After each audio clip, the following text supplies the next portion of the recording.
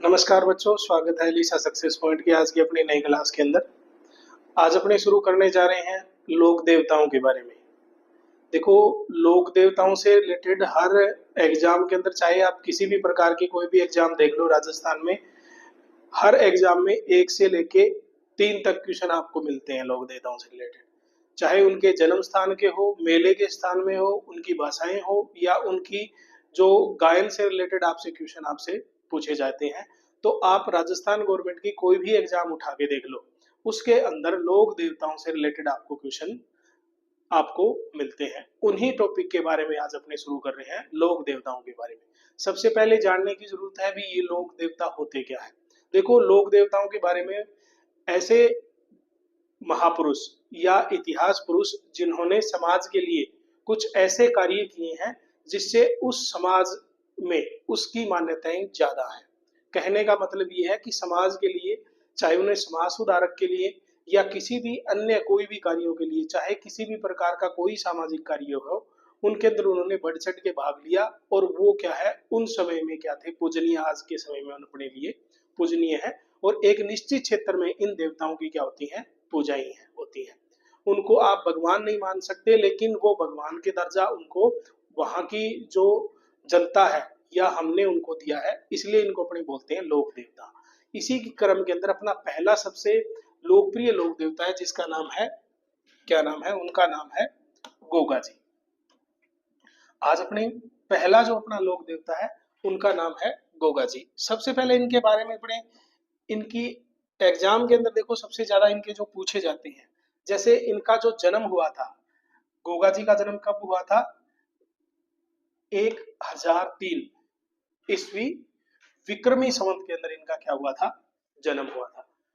जन्म स्थान के बारे में एग्जाम में पूछ लेते हैं, तो इनका जो जन्म स्थान है वो ददरेवा चूरू राजस्थान है। एग्जाम में कई बार आपसे पूछ लेते हैं भी गोगा जी का जो जन्म हुआ था वो कहाँ हुआ था, तो ऑप्शन आपके पास क्या रहना चाहिए, ददरेवा के अंदर। ठीक है। उनका वंश भी कई बार पूछा जाता है, इंपॉर्टेंट है। वंश कई बार पूछ लेते हैं, लोक देवताओं के वंश से रिलेटेड भी कई बार क्वेश्चन आते हैं। उनके अंदर अगर गोगा जी का आपसे वंश पूछा जाता है, तो जो गोगा जी थे वो क्या थे, नागवंशीय चौहान थे। क्या थे, नागवंशीय चौहान थे अपने गोगा जी। ठीक है। अब एग्जाम में आपसे पूछ लेते हैं उनकी माता के बारे में। अगर पूछें, ज्यादातर माता के बारे में पूछा जाता है कि जो गोगा जी थे उनकी माता का नाम क्या था। माता का नाम था बाछल। क्या नाम था, बाछल। पिता के बारे में, पिता का नाम था जेवर सिंह। क्या था, जेवर सिंह। और पत्नी का नाम था कोमल दे। ठीक है।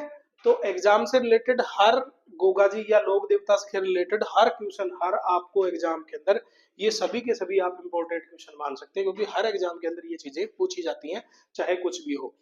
कहीं पे जन्म पूछ लेंगे, कहीं पे उनका वंश पूछ लेंगे, माता का, पिता का, ये नाम आपसे पूछे जाते हैं। अब आते हैं उनके गुरु। जो गोगा जी थे उनके गुरु का नाम था गुरु गोरखनाथ। क्या था, गुरु गोरखनाथ। एग्जाम में या बेसिक नॉलेज के लिए जरूरी है कि गोगा जी का अगर आपसे गुरु पूछा जाता है तो गुरु का नाम है गुरु गोरखनाथ। ठीक है। अब देखो, जो घोड़ी है, देखो जो लोक देवता थे जिनकी सवारी करते थे, उनके बारे में भी एग्जाम में काफी क्वेश्चन पूछे जाते हैं। उन्हीं क्रम के अंदर अपना जैसे क्वेश्चन देखें कि अगर आपसे पूछे जो घोड़ी है उसका जो कलर क्या है, नीला। एग्जाम में पूछ लेते हैं, या बेसिक नॉलेज के लिए भी आपको पता होना चाहिए, जो गोगा जी का जो घोड़ा था उसका जो कलर है वो कौन सा होता है, नीला कलर है। और गोगा जी हमेशा नीले घोड़ी पर ही सवार आपको दिखाए जाते हैं या दिखाई देते हैं।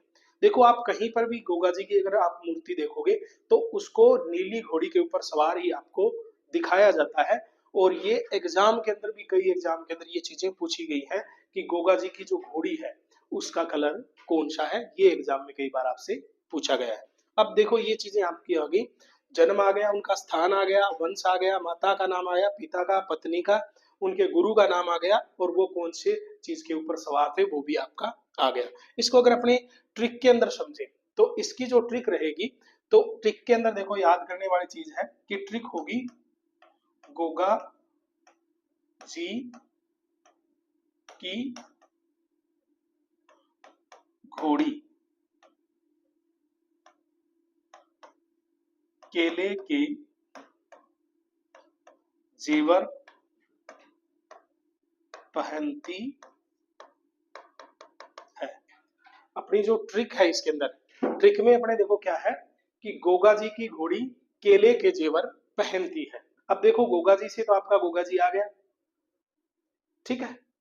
केले से, केले से क्या बनता है अपना कोमल दी, जेवर से उनके पिता का नाम हो गया, ठीक है। इस तरह से अपने क्या कर सकते हैं, ट्रिक के द्वारा इनको अपने याद कर सकते हैं कि किस तरह से एग्जाम के अंदर आपसे पूछा जाता है। देखो इसके अंदर कंफ्यूज होने वाली की बात क्या है कि जैसे जैसे अपने क्या करेंगे आगे लोक देवताओं को पढ़ेंगे तो उसके अंदर कुछ मीनिंग वाले नंबर आते हैं, सेम के सेम आपको नाम मिलते हैं, तो उसके अंदर कंफ्यूज होने की ज्यादा जरूरत नहीं है। आप सिर्फ ये ट्रिक याद अपने रखो तो जल्दी से इनको याद हो जाएगा, ठीक है। अब इनके बारे में थोड़ी सी अपने और जानकारी लेते हैं। अब देखो जो गोगा जी होता है, गोगा जी का जो प्रतीक रूप है, क्या प्रतीक रूप है, वो अश्वरोही योद्धा प्रमुख है। क्या है, काफी इंपॉर्टेंट क्वेश्चन है, एग्जाम में कई बार पूछा जा चुका है, इसको आप इंपॉर्टेंट लगा सकते हैं। तो गोगा जी का प्रतीक है वो क्या है, अश्वरोही योद्धा प्रमुख। अब पूजा स्थल के बारे में आपसे पूछा गया है, तो जो पूजा स्थल है वो क्या है, गोगामेडी हनुमानगढ़ और ददरेवा चूरू के अंदर इनके दो मुख्य मंदिर है। अब जो मंदिर है उनके निर्माण के बारे में भी कई बार क्वेश्चन आ जाते हैं, तो इनका जो निर्माण है वो महाराजा गंगा सिंह ने, जो उस समय क्या थे बीकानेर के महाराजा थे, उन्होंने क्या किया था, इस मंदिर का क्या किया था, निर्माण किया था, ठीक है। मेले के अंदर देखिए, जो मेले का जो आयोजन होता है गोगा जी का, वो होता है भाद्र पक्ष की कृष्ण नवमी को, जिसको अपने क्या बोलते हैं, गोगा नवमी बोलते हैं, ठीक है। क्या बोलते हैं, गोगा नवमी बोलते हैं। एग्जाम में सबसे ज्यादा क्वेश्चन ये पूछा जाता है, सबसे ज्यादा पूछे जाने वाला जो क्वेश्चन है इसके अंदर यही है कि गोगा नवमी पूछ लेते हैं, या आपका जो पूछ लेते हैं अभी गोगा जी का मेला कब भरता है या गोगा जी के मेले का आयोजन कब होता है, तो आपका वो आंसर आपके पास में क्या होना चाहिए, भाद्र पक्ष की कृष्ण नवमी को क्या होता है, इस मेले का आयोजन होता है। अब इसके अंदर कुछ अन्य इंपॉर्टेंट चीजें होती हैं, जैसे गोगा राखड़ी। देखो किसानों द्वारा 9 गांठों वाली राखी अच्छी फसल की कामना के लिए हल व हाड़ी दोनों को बांधी जाती है। देखो पुराने समय में जब हलों का उपयोग होता था तो जो किसान थे वो क्या करते थे कि गोगा जी की 9 गांठों वाली एक राखी का निर्माण करते थे, जिसको बोला जाता था गोगा राखड़ी। वो किसको बांधी जाती थी, हल और हाड़ी। हल का मतलब होता है जिससे वो खेत जोतते थे, हाड़ी क्या होता है, जो किसान होता था जो उसको चलाता था। हल और हाड़ी को दोनों को राखी बांधी जाती थी, जिसको बोला जाता था गोगा राखड़ी, ठीक है। आगे देखो इनके प्रसिद्ध नाम, काफी इंपॉर्टेंट टॉपिक, काफी इंपॉर्टेंट क्वेश्चन इससे उठते हैं हर एग्जाम के अंदर। देख लो इनके उपनाम आते हैं, कोई भी एग्जाम उठा के देख लो उसके अंदर उपनाम आपको मिलेंगे, चाहे किसी भी लोक देवता हो गए। तो गोगा जी के अगर उपनामों की अपनी बात करें तो उसके अंदर देखो उपनामों के अंदर जाहर पीर, गोगा पीर, नागराज, सर्पों के देवता और सर्पों से रक्षा करने वाला लोक देवता, हिंदू मुस्लिम दोनों का पूजनीय स्थल कहाँ पे है, गोगामेडी हनुमानगढ़ के अंदर, ठीक है। कि जो गोगा जी का जो स्थल है जिसको अपने गोगामेडी बोलते हैं वो कहाँ पे है, गोगामेडी हनुमानगढ़ में है, और उसकी जो संरचना है वो क्या है, मकबरे नुमा है, और हिंदू और मुस्लिम दोनों के लिए ये क्या है, पूजनीय स्थल है। आगे देखो धुरमेडी गोगा जी के प्रतीक, पत्थर पर उत्कीर्ण सर्प मूर्ति युक्त पूजा स्थल गांव में खेजड़ी के वृक्ष के नीचे मिलते हैं। देखो यहाँ पे एक कहावत भी है कि गांव गांव खेजड़ी गांव गांव गोगा। ठीक है, तो देखो जो मूर्ति स्थल होते हैं सर्पनुमा, वो कहाँ पे होते हैं? खेजड़ी के पेड़ के नीचे होते हैं, इसलिए खेजड़ी राजस्थान के अंदर काफी प्रसिद्ध वृक्ष मानी जाती है। ठीक है,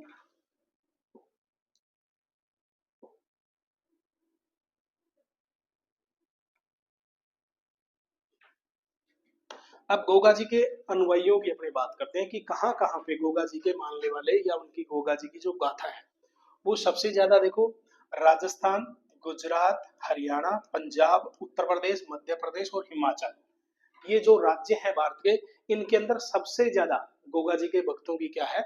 संख्या है। ठीक है, अब जो श्रद्धालु होते हैं उनको बस क्या बोला जाता है? एग्जाम में कई बार पूछ लेते हैं कि जो गोगा जी के श्रद्धालु हैं उनको क्या बोला जाता है? पूर्विया बोला जाता है। ठीक है, इनका जो गायन है, गायन से रिलेटेड भी कई बार क्वेश्चन आपसे पूछे जाते हैं कि डैरू और मादल के साथ में फड़ एवं पीर के शोले गाए जाते हैं। काफी इंपॉर्टेंट चीज है, इसको आप इंपॉर्टेंट लगा सकते हैं कि जो गोगा जी की जो गायन होता है या गीत होते हैं वो किसके ऊपर गाए जाते हैं?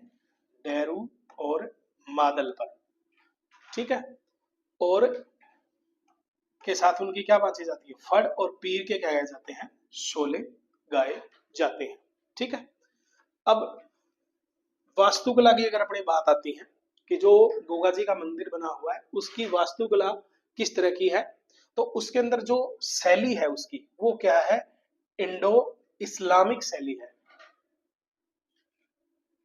इसका जो प्रमुख आकर्षण है, जो गोगा मेडी की जो ड्योढ़ी है उसके ऊपर क्या लिखा है? बिस्मिल्लाह का क्या है? चित्रांकन गोगा जी के मंदिर के ऊपर किया गया है। और सभी पंथ और संप्रदाय के लोग क्या करते हैं? गोगा जी को पूजते हैं, चाहे वो हिंदू हो, मुस्लिम हो, सिख हो। ठीक है, काफी प्रसिद्ध लोक देवता है जिनका नाम है गोगा जी। अब इनकी युद्ध और वीरता कि गोगा जी ने क्या किया था? अपने जो मुसेरे भाई थे, कौन? अर्जन और सर्जन से युद्ध किया और उन्होंने क्या की? वीरगति प्राप्त करी। प्रमुख जो काम है कि इनको लोक देवता क्यों बोला जाता है? इनके देखो प्रमुख कार्य क्या थे? इन्होंने क्या की? गौ माताओं की रक्षा की, सांपों बुरी आत्माओं से जनता की रक्षा प्रार्थना और मनोती के लिए। ठीक है, हम किन का आह्वान करते हैं? गोगा जी का इसके अंदर क्या करते हैं? आह्वान करते हैं। गोगा जी की मेड़ी पर जाके अगर किसी भी व्यक्ति को सर्प का दंश लगता है, अगर वो गोगा जी की जो क्या होती है, मेड़ी की जो सीमा होती है उसके ऊपर अगर वो मत्था टेकता है तो जो सर्पदंश है उसका प्रभाव इसके अंदर क्या हो जाता है? कम हो जाता है। उसके बाद में गोगा जी की भक्ति करने के लिए उसके साथ में क्या है? पूजन के साथ में फड़ और वाद्य यंत्र के साथ में क्या है? उनकी जो लोक भाषा है, अपनी जो भी लोक भाषा है उसके अंदर अपने क्या करते हैं? गोगा जी का गायन करते हैं और उनको अपने प्रसन्न करते हैं। काफी इंपॉर्टेंट टॉपिक है गोगा जी के बारे में। लोक देवताओं में लगभग क्वेश्चन अगर किसी भी देवता के बारे में पूछे जाते हैं तो ये सबसे टॉप लोक देवता है गोगा जी। और इसके अंदर टॉपिक के अंदर लगभग सभी क्वेश्चन आपके कवर हो जाते हैं कि लोक देवता के अंदर आपसे किस तरह से पूछे जाते हैं, चाहे उनके वास्तुकला के बारे में हो, गायन के बारे में हो, उनके परिवार के बारे में हो, उनके वंश के बारे में हो, लगभग पूरे के पूरे टॉपिक इस टॉपिक के अंदर आपके कवर होते हैं। ठीक है, अब चलते हैं दूसरे सबसे लोकप्रिय लेख देवता, नाम है इनका पाबू जी। क्या नाम है? पाबू जी। सबसे पहले इनके जन्म के बारे में जानते हैं। इनका जो जन्म हुआ है फलोदी के कोल्लू गांव में लगभग 1239 ईस्वी में इनका जन्म हुआ। देखो सबसे ज्यादा जो क्वेश्चन आपसे पूछे जाते हैं उनके जन्म स्थल के बारे में, उनके मेले के बारे में या उनके जो गायन होता है उनके बारे में पूछे जाते हैं। उसी क्रम के अंदर अगर आपसे पूछा जाए भी बाबू जी का जन्म कहाँ पे हुआ, तो फलोदू के कोलू गांव में लगभग 1239 ईस्वी में इनका जन्म हुआ था। ठीक है, अब अपने पढ़ते हैं इनके पिता का जो क्या नाम था। पिता का नाम की अगर अपनी बात करें तो बाबूजी के पिता का नाम था धांधल जी राठौड़, और ये क्या थे, राव सिंहा के वंशज थे। माता का नाम रानी कमला दे, लोक मान्यता के अनुसार अप्सरा का द्वारा इनका क्या हुआ था, जन्म हुआ था। देखो कुछ लोक मान्यताएं भी इन्हीं के अंदर से जुड़ी हुई होती हैं, कुछ चमत्कार होते हैं इनके, जिनको अपने क्या बोलते हैं, लोक मान्यता के अनुसार माना गया था कि जो बाबूजी की जो माताजी है वो क्या थी, अप्सरा के द्वारा उसको क्या किया था, जन्म दिया गया था। अब इनके विवाह की बात करें तो जो बाबूजी था, इनके विवाह कहाँ पे हुआ था, जो राजा सोडा था उसकी जो पुत्री थी, कौन, सुपियार दे, कौन थी, सुपियार दे के साथ इनका क्या हुआ था, विवाह हुआ था। प्रतीक की बात करें, वही सेम चीज, भाला लिए अश्वरोही और बाईं ओर झुकी हुई पग, क्या, बाईं ओर झुकी हुई पग, काफी इंपॉर्टेंट है, इसको अपने थोड़ा इंपॉर्टेंट के अंदर इसको डाल सकते हैं अपने, कि जो बाबूजी का जो प्रतीक है वो क्या है, भाला लिए अश्वरोही, और उनकी जो पग है वो किस ओर झुकी हुई है, किस ओर झुकी है, बाईं और उनकी पग झुकी हुई है। अब घोड़ी का अगर आपसे नाम पूछा जाए तो जो बाबूजी हैं उनकी घोड़ी का नाम क्या था, केसर कालमी, काफी इंपॉर्टेंट है, एग्जाम में कई बार पूछा गया है ये क्वेश्चन, कि बाबूजी की घोड़ी का नाम क्या था, केसर कालमी। और जो दी किसने थी, देवल चारणी ने उनको क्या दी, ये थी, ये प्रदान की थी, और उस घोड़ी का नाम क्या था, केसर कालमी। एग्जाम में पूछे जाते हैं, काफी इंपॉर्टेंट क्वेश्चन अपने लगा सकते हैं, कि हर एग्जाम के अंदर आपसे अगर बाबूजी के बारे में अगर डीप से अगर आपसे पूछा जाता है, तो उसके अंदर अगर घोड़ी या उनके सवार के बारे में आपसे पूछा जाता है तो ये काफी इंपॉर्टेंट उस क्रम में रहता है। उसके जो अनुयायी है, अनुयायियों की अगर बात करें तो चांदा, डेमा, हरमल, चारणी, देवल, अहम क्या थी इसके अंदर, भूमिका थी। उस समय बाबू जी के जो सहचर थे या अनुयायी थे, उनके अंदर सबसे इंपॉर्टेंट अगर अनुयायी थे तो उनके नाम क्या है, चांदा, डेमा, हरमल, चारणी, देवल, ये क्या थे, कुछ उन समय के बाबू जी के सहयोगी थे। एग्जाम में पूछ लेते हैं कि इनके नाम दे देंगे, कि आपसे पूछ लेंगे भी ये किन से संबंधित है, तो आपका आंसर क्या रहना चाहिए, बाबूजी के ये क्या थे, सहायक थे या अनुयायी थे या सहचर थे, तो आप इसके अंदर आप लिख सकते हैं। ठीक है, अगले में देखो, इनको बोला जाता है पशु रक्षक देवता, काफी इंपॉर्टेंट चीज है, किन के लिए, गायों के लिए और ऊंटों के लिए। एग्जाम में सबसे ज्यादा इंपॉर्टेंट चीज है, एग्जाम में अगर बाबूजी के बारे में आपसे कुछ पूछा जाता है तो पशु रक्षक देवता के बारे में पूछ ले, या उनकी किन पशुओं के लिए आप क्या करते हैं, तो गायों और ऊंटों के लिए, इनकी रक्षा के लिए इनको क्या किया जाता है, इनका आह्वान किया जाता है। इनकी जो प्रसिद्धि की अगर बात करें तो विशेष रूप से मारवाड़, गुजरात और सिंध क्षेत्रों में इनकी क्या थी, बहुत ज्यादा प्रसिद्धि थी बाबूजी की। ठीक है, अब थोड़ा सा इसको अपने और जानते हैं बाबूजी के बारे में।